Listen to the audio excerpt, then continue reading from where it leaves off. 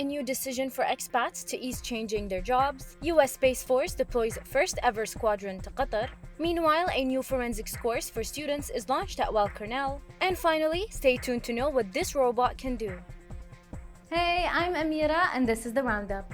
It's been a tough time with people losing their jobs as companies struggle due to the pandemic. But there's some good news. If your residency expires, you can now stay in Qatar for up to 90 days to look for a new job. The new decision will ask employers to submit an additional contract besides the main job contract in case they're hiring temporarily. This regulation is now in effect as the government has already published it in the official gazette. The recently formed US Space Force has deployed its first ever squadron of 20 airmen to Al Udeid Air Base in Qatar. This is the first new military branch to be formed since the Air Force was established in 1947. The Space Force aims to protect US assets such as the hundreds of satellites used for communication and surveillance.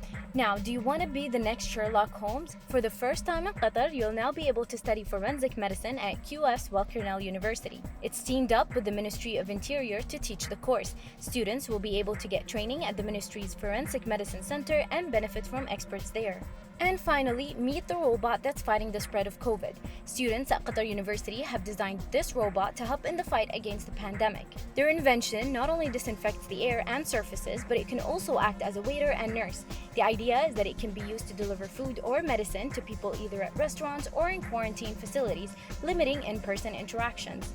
Read more on our website. And that's all for today's Roundup, but for more stories, head over to our website and make sure to follow us online.